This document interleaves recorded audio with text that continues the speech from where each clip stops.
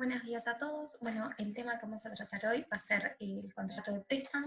Como siempre les voy a sugerir que tengan a mano el Código Civil o en su defecto ingresen a la página del Limpo para poder ir siguiendo la lectura de los artículos relacionados al tema. También les sugiero que tengan a mano algo para anotar las consultas las dudas que les vayan surgiendo, o para poder luego en la clase de dudas ver cuáles son, o que en el correr de la clase ver si esas dudas se van disipando. El contrato de préstamo se encuentra en el artículo 2196 en adelante del Código Civil. El artículo 2196 del Código Civil nos dice que hay dos clases de préstamo: el de las cosas fungibles y el de las cosas no fungibles. Al primero, es decir, al préstamo de las cosas fungibles, se le llama mutuo o préstamo de consumo, y el segundo, es decir, el de las cosas no fungibles, se llama comodato o préstamo de uso. Esto recordará la clasificación de los bienes fungibles y no fungibles que establece el artículo 470 del Código Civil, que nos dice que los bienes muebles son fungibles o no fungibles. A los primeros, a los bienes muebles fungibles, pertenecen a aquellas cosas de que no puede hacerse el uso conveniente a su naturaleza sin que se consuman. Las especies monetarias son fungibles en cuanto perecen para el que las emplea como tales. Por ende, dentro del préstamo vamos a tener dos tipos diferenciados de acuerdo al bien objeto del mismo. Aquellos que van a tratar sobre bienes fungibles se van a llamar mutuo o préstamo de consumo, y aquellos préstamos que refieren a bienes no fungibles se va a llamar comodato o préstamo de uso. El mutuo préstamo de consumo se encuentra regulado en los artículos 2197 a 2215 del Código Civil. Es así que el artículo 2197 del Código Civil nos dice que el mutuo préstamo de consumo es aquel contrato por el cual se da dinero u otra cosa de las fungibles con cargo de devolver otro tanto de la misma especie y calidad. Por ende, este mutuo préstamo de consumo se va a encontrar, su objeto va a ser bienes fungibles, y se perfecciona con la entrega de la cosa. Es ahí cuando nace el contrato. Recordarán en las clasificaciones del momento de perfeccionamiento del contrato y los tipos de contrato que había, conforme al artículo 1252 del Código Civil, aquellos contratos que son solemnes, consensuales o reales. Esta es una de las categorías de los reales, puesto que se perfecciona con la entrega de la cosa. Entonces, como venimos diciendo, los elementos de este contrato van a ser la entrega de la cosa fungible, por lo cual es real, y la obligación va a ser nacer la obligación de restituir otro tanto del mismo género. Quien recibe la cosa mutuada, objeto del préstamo de consumo, se hace dueño de ella y por tanto ejerce el derecho de propiedad y puede usar la cosa, gozar de la cosa y abusar de la misma. Cuenta con la legitimación para disponer, pero debe como contrapartida restituir otro tanto de la misma especie y calidad. Por eso es que estamos ante cosas fungibles, porque va a poder hacer uso de las mismas, pero va a tener la obligación de restituir otro tanto de la misma especie y calidad. ¿Cuáles son las características de este contrato? Bueno, en principio, este contrato va a ser gratuito, ya que solo beneficia al mutuario, a quien recibe la cosa, sufriendo el gravamen el mutuante. El mutuante es quien la entrega, y el gravamen que va a sufrir es el tiempo que va a estar sin la cosa transitoriamente. Aunque puede transformarse este contrato en oneroso. ¿Cuándo? Cuando se pacten intereses. Cuando se pacten intereses, ahí el contrato dejará de ser gratuito y pasará a ser oneroso, o como se llama también, mutuo fructífero. El contrato va a ser unilateral o bilateral. En el caso del contrato que sea gratuito, en ese caso va a ser unilateral, puesto que hay un único obligado, que es el mutuante, que se va a obligar a dejar gozar al mutuario de las cosas objeto del mutuo. En el caso del mutuo fructífero, el contrato ahí, en el caso del mutuo fructífero o oneroso, dado que se transforma en oneroso, también se va a transformar en bilateral, puesto que en ese caso va a imponer obligaciones a las dos partes. En ambos casos se va a tratar de un contrato principal, en contraposición a los contratos accesorios, puesto que el negocio jurídico va a subsistir por sí mismo, sin necesidad de otro contrato. Va a ser real, como vimos, porque se va a perfeccionar recién con la entrega de la cosa. Ahí van a ser el mutuo.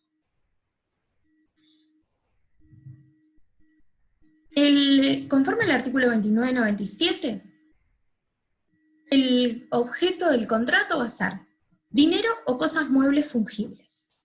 Por cosas muebles fungibles se debe entender aquellas que son homogéneas, es decir, que son intercambiables unas con otras.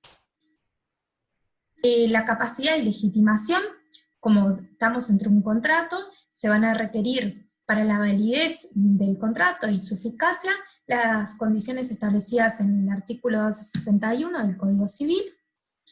La capacidad puede ser absoluta o relativa, tanto el mutuante como el mutuario, no está dentro de las limitaciones que establece el artículo 310 para los habilitados por matrimonio. El mutuante tiene la característica de que debe ser propietario de la cosa objeto del negocio, puesto que al entregar la cosa, hace dueño. Entonces, esto implica que para transmitir ese derecho, va a tener que ser propietario. Recordarán el principio general que establece que nadie puede transferir más derechos de los que tiene. No obstante, el mutuo de cosa ajena va a ser un negocio válido, pero será ineficaz, porque le es inoponible al verdadero dueño este negocio. ¿Sí podrá hacerse eficaz? Sí. El dueño, el verdadero dueño, ratifica posteriormente ese negocio, o adquiere posteriormente la cosa objeto del mutuo, el mutuante. En cuanto a la obligación establecida en el artículo 2199 del Código Civil de restituir, para el dinero y otras cosas fungibles, la obligación de restituir consiste en devolver la misma calidad de las cosas prestadas, y no su valor. Por ende va a ser intrascendente que las cosas bajen o suben de precio, se cumple la obligación entregando la suma de dinero o cosa prestada. El artículo igual 2199 prevé la posibilidad de un pacto en contrario tratándose de préstamo de dinero. La restitución debe hacerse con igual cantidad de cosas de la misma especie y calidad como establece el Código Civil, y en caso de que exista una imposibilidad superviniente de devolver los bienes de la misma especie y calidad, el artículo 2261 establece que el mutuario deberá pagar lo que lo valgan al tiempo y lugar que ha debido hacerse la entrega. El lugar y el plazo de entrega, en primer término, va a estar a lo que pactan las partes, y si nada hubieran pactado, en cuanto al plazo, se va a tener que entregar luego que reclame el mutuante, o pasados 10 días desde la celebración del contrato. En lo que refiere al lugar, bueno, si nada se hubiera pactado, será el domicilio del deudor, que es el mutuario, y en caso de que las partes pactaran el momento en forma inexacta, podrá recurrirse al juez para que éste establezca cuál será el lugar para determinar el momento, cuál es el lugar específico de la entrega. Como vimos, este es en el caso de, podríamos tener el caso del mutuo fructífero o oneroso. Era este que se transformaba en bilateral también. En este caso, el interés que se pacte es la compensación que recibe el acreedor por la privación temporaria del goce de la suma de dinero debida. Este es el común caso de los préstamos bancarios, que pactan un interés específico por el préstamo de ese dinero. El interés puede ser convencional o legal. Los intereses pueden ser compensatorios, que son los que fija la ley o las partes durante la vigencia del préstamo, o moratorios, que son aquellos que rigen una vez que el deudor ha caído en mora. La solemnidad que establece el artículo 2205 es el requisito que los intereses deben pactarse por escrito. Este es en el caso del mutuo fructífero o oneroso, que es el que pacta los intereses. Asimismo, el artículo 1477 del Código Civil nos dice que si se debe capital e intereses, los pagos que haga el deudor se imputarán al primero, es decir, al capital, primero a los intereses y luego al capital, porque esto es lo que beneficia al acreedor, ya que el capital es productivo de intereses y los intereses no, salvo que se pacte en contrario, lo cual está permitido por nuestro Código Civil. Ese pacto igual tiene que ser expreso. Como contrato bilateral, admite la resolución por incumplimiento, desde el momento que el mutuo fructífero es un contrato bilateral, admite esta posibilidad. En caso de que no se paguen los intereses, la resolución del contrato por incumplimiento de la parte deudora. El comodato préstamo de uso. Este es el que opera en cosas no fungibles. Hasta ahora vimos lo que pasa con cosas fungibles, lo cual puede ser gratuito o oneroso, que fue este último que vimos. En el caso del comodato préstamo de uso, rige de los artículos 2216 a 2238 del Código Civil, y es un contrato por el cual una de las partes entrega a la otra alguna cosa no fungible, mueble o raíz, para que use de ella gratuitamente, y se le devuelva en especie. Este contrato puede probarse por testigos, cualquiera sea el valor de la cosa prestada, y el préstamo que versa sobre cosas no fungibles puede ser mueble o inmueble, y de ser cosa cierta y determinada, no fungible, deberá el comodatario devolverla. Tiene por finalidad que el comodatario haga uso de la cosa por un tiempo determinado. Entonces, los elementos que tiene este comodato o préstamo de uso es que va a recaer sobre un bien no fungible, que podrá ser cosa cierta y determinada, y en ese caso habrá que entregar la misma. La finalidad es el uso. Ese uso no puede ser contrario a las leyes y las buenas costumbres, y se entrega en forma gratuita, con la obligación de restituir. ¿Qué características entonces tiene este contrato de préstamo de uso? Es un contrato unilateral, puesto que se obliga al comodante en beneficio del comodatario. Su obligación consiste en permitir el uso de la cosa por este beneficiario. Es un contrato gratuito, el contrato tiene por objeto la utilidad del comodatario, sufriendo el comodante el gravamen. La causa es la mera liberalidad del comodante. Sin embargo, si bien la causa es una mera liberalidad, hay que distinguirlo con el contrato de donación, pues en el contrato de comodato no se transfiere definitivamente los derechos al patrimonio del donatario, ¿no? Acá estamos hablando de que se permite el uso por un tiempo determinado. De ser un comodato modal, que puede ser que se cree un modo específico en el comodato, no altera la calificación de que ese contrato sea gratuito, porque el modo nunca puede tener una equivalencia a la prestación del comodante.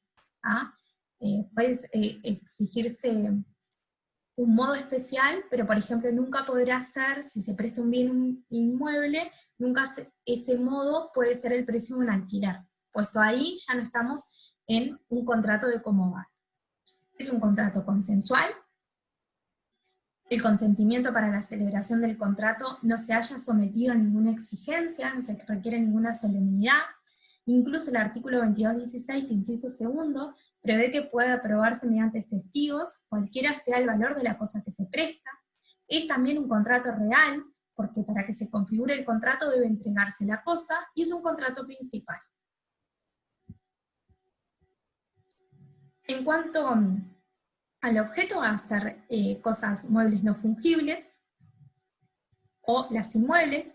También puede tratarse de cosas muebles fungibles, siempre que se individualicen de tal forma que permitan la devolución de la misma cosa que se prestó.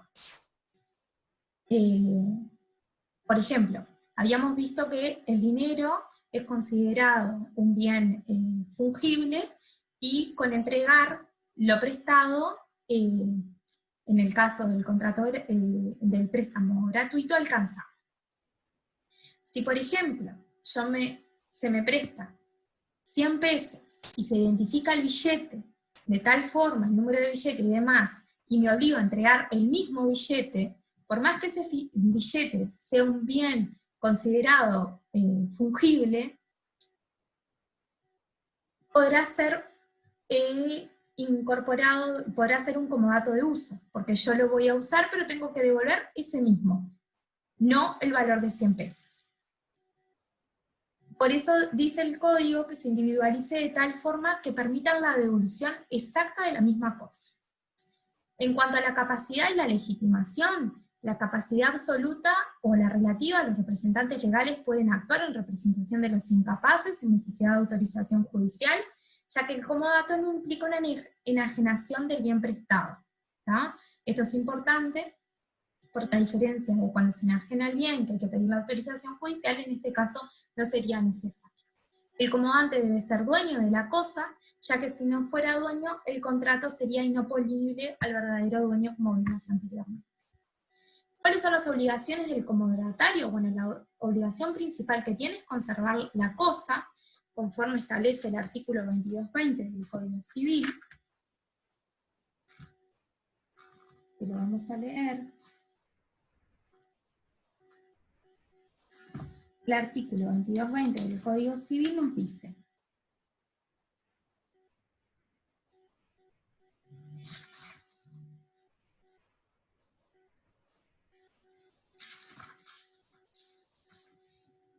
el comodatario está obligado a velar como un buen padre de familia en la conservación de la cosa prestada, este estándar que muchas veces se utiliza el buen padre de familia. Él no puede servirse de ella sino para el uso convenido, o a falta de convención, para el uso ordinario de las cosas de su clase. En caso de contravención, podrá el comodante exigir el abono de los daños y perjuicios y la restitución inmediata de la cosa prestada, aunque para la restitución se haya estipulado un plazo. Es decir, que por más que haya un plazo determinado, si se observa que no se está haciendo uso de la cosa conforme a los usos al uso ordinario de la misma, se podrá exigir la restitución inmediata, por más que todavía no haya vencido el plazo para su restitución. Debe restituir, bueno, la cosa, esta debe devolverse al tiempo convenido, pero cuando haya faltado cuando no se haya establecido un plazo específico, se entenderá que se debe devolver una vez finalizado el servicio para el que ha sido prestado. El incumplimiento de la obligación de restitución puede dar lugar a responsabilidad penal por apropiación indebida, conforme al artículo 351 del Código Penal. Y además es responsable por el deterioro que sufra la cosa por no haberla empleado conforme a lo convenido o a su destino natural.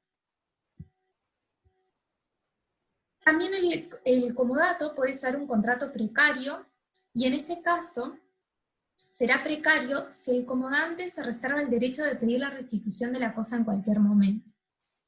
En este caso es que adquiere el nombre de comodato precario. Los gastos invertidos en la cosa, gastos ordinarios, consecuencia del uso de la cosa, corresponden al comodatario. Si se trata de deterioros que no se derivan del uso normal, o que se originan en vicios o defectos de las cosas, el responsable de ellos es el comodante. Las obligaciones del comodante se desarrollan en otra sección del Código Civil, que es el artículo 2233. Lo que nos dice el artículo 2233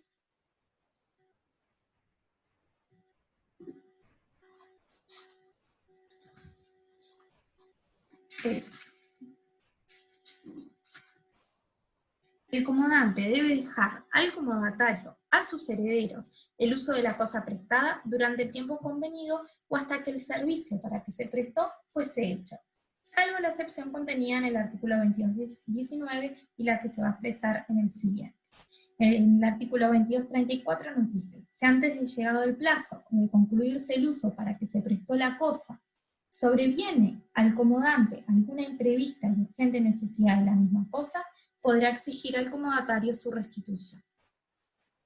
Las obligaciones del comodante: bueno, permitir el uso es decir, dejar el comodatario a sus herederos el uso de la cosa prestada durante el tiempo convenido, hasta que se realice el servicio para la cosa fue prestada, abonar las expensas extraordinarias y poner en conocimiento de los vicios o defectos ocultos, ya que si no lo hace, responde al comodatario por los daños que, que sufriere la cosa. Bueno, cualquier duda que les surja sobre este tema, lo que les ruego, bueno, es que vuelvan a cualquier cosa a ver el video, hayan anotado las dudas para poder despejarlas en la clase de dudas y volcarlas en el EVA, porque cualquier compañero puede tener las mismas dudas y es conveniente que todos estén en conocimiento cuáles son las dudas de los compañeros. Muchas gracias.